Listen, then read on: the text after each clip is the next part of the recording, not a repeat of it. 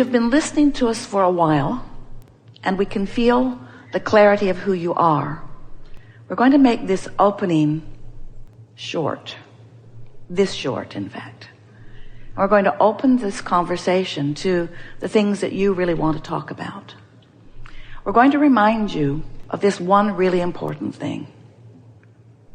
And that is, everything that you speak about while you are speaking about it is practicing a vibration of it. And sometimes in the expressing of a problem or a question or an issue, you're actually practicing the vibration of the absence of what you want.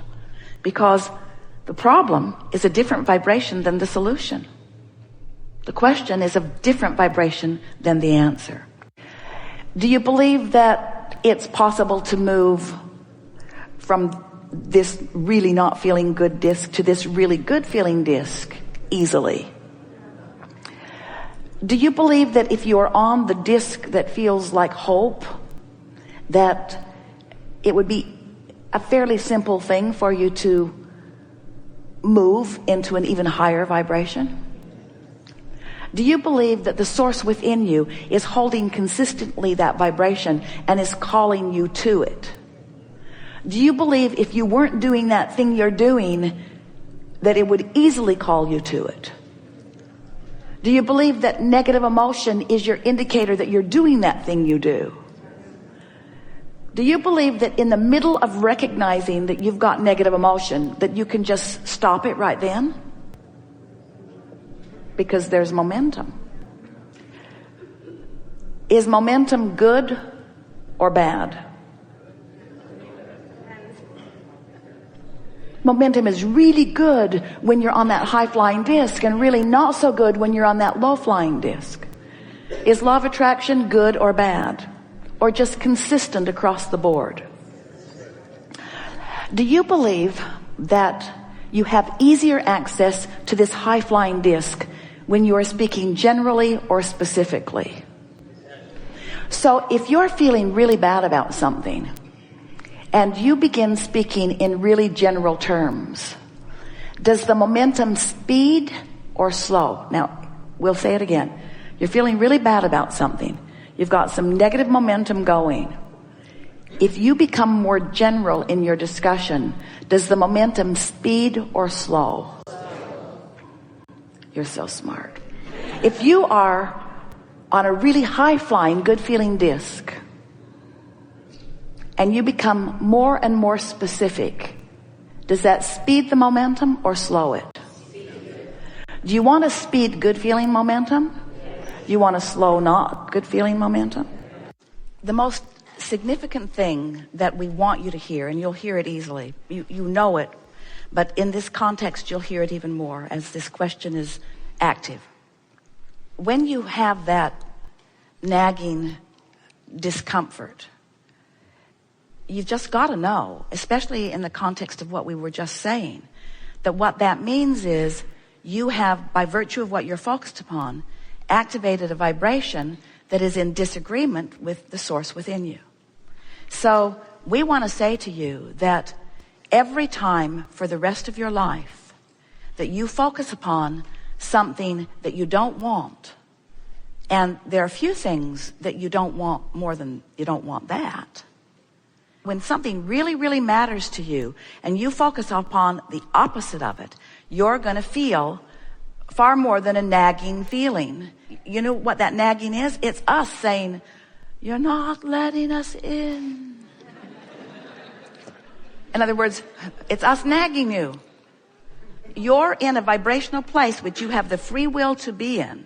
You have the right to focus upon the exact opposite of each and everything in the world you want. So as you get that in the moment confirmation that all is well, then that's a feeling response in response to the manifestation that you want. And so to ask anyone to give you reassurance is like asking for a manifestation to give you the reason to feel good, and it's backwards.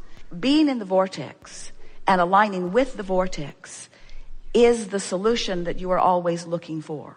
Period. It is the solution that you're always looking for. And you have the ability to go there now. So, what do you think it is? that makes it feel compelling to poke around at that problem in a sort of explanatory manner. See this? I don't like it. I don't like it at all. I really don't like it.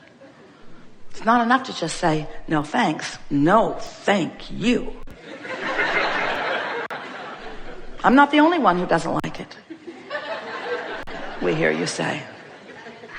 Nobody really likes that. We shouldn't have to put up with it. We just shouldn't. I'm going to get online. I'll bet there's others feel the same way.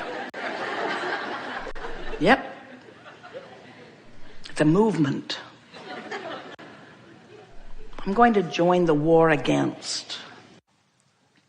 If you think of this realm that you live in and this realm that we live in as a vibrational realm rather than a physical manifested realm, it helps you to understand this more clearly. And there's plenty in your physical world that you accept as being vibrational. You can't set your radio dial on 6:30 a.m. and hear what's being broadcast on 98.7 FM. The frequencies have to line up. And the frequency of your vortex is a very high, pure, non-resistant frequency.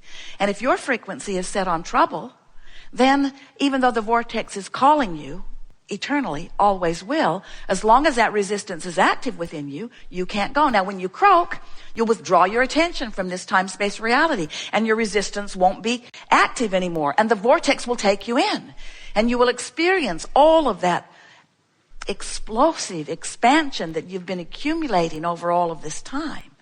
We just don't think you should have to croak to go to the vortex. We think that you should be able to use your ability to focus in a way that causes you to allow yourself to be more of that which you are. Because nothing is more delicious than to be focused in your physical body and to be tuned in, tapped in, turned on to the frequency of who you really are and having the fullness of all of that blowing through you. So that when you're talking with your grandchildren, you're who you really are. You're loving them unconditionally and seeing their value and talent, you see. Sometimes over the years, Esther has said, as she's standing in a place not feeling so good, and as she's been listening to us long enough to know that the worse she feels, the better we feel. What's up with that? If you were really a non-physical entity that was worth its salt, you'd have empathy for me and you'd come over here and comfort me. And we say, that's the thing that you got to understand and accept and come to adore about your inner being. Your inner being takes the expansion and holds that place marker for you so that you can come into vibrational frequency with it. That's what guidance system is.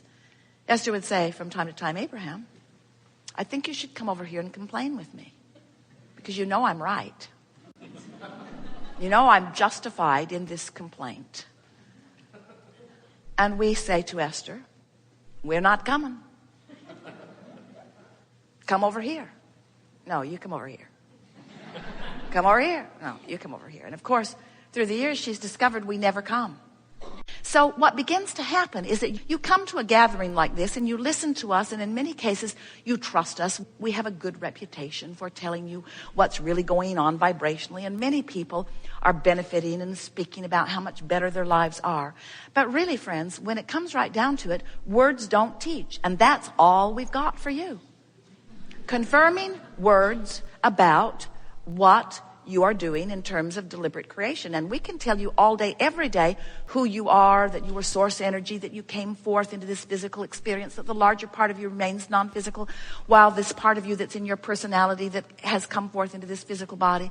And as you explore and know what you don't want, you launch these rockets of desire, and the source within you holds to those rockets and holds steady the light, calling you eternally toward vibrational alignment with who you are. And when you move in the direction of it, you feel wonderful. And when you hold out and don't move, you don't feel so good. In other words, we're giving this to you all day, every day.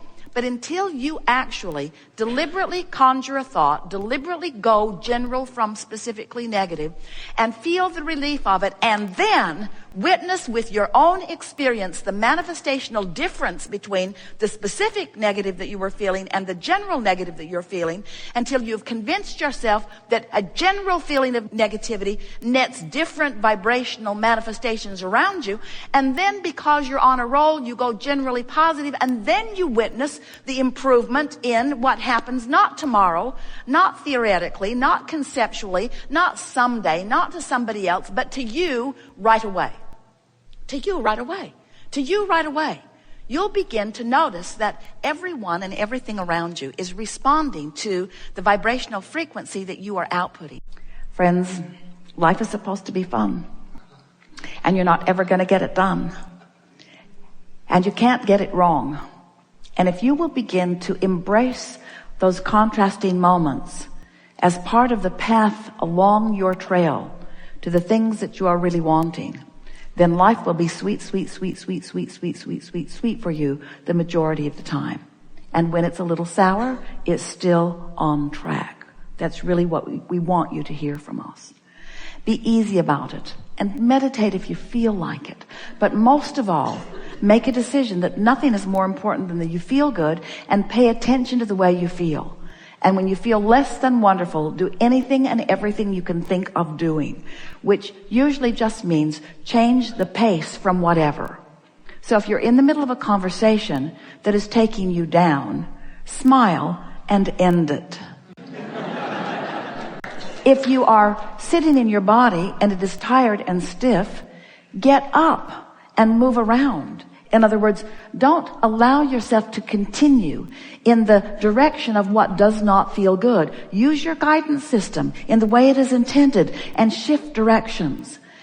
And so in the same way that if you've been sitting too long, you want to get up and stretch, sometimes you are involved in a thought that is not serving you, and you would be well to change the direction of the thought. That's where this going general will serve you. Sometimes people aren't so eager to express their appreciation for contrast, but it's only always because they haven't figured out how to focus, or they haven't figured out what the criteria for focusing is. If there's just a lot of variety and you're just giving all of your attention, or wanted and unwanted your attention, then you've got a sort of sloppy focus going on, which means you've got a sort of sloppy point of attraction going on. And when you are not focused deliberately, or when you're creating by default, then you get some of what you want and some of what you don't want. And there's no real downside to that, because in that process you get more and more clear about what you do want. But if the clarity about what you do want is coming on stronger and stronger, but your ability to focus on what you want is not becoming more practiced, then you just get a bigger life, but it's not a comfortable life. It gets bigger. There's a lot more variety.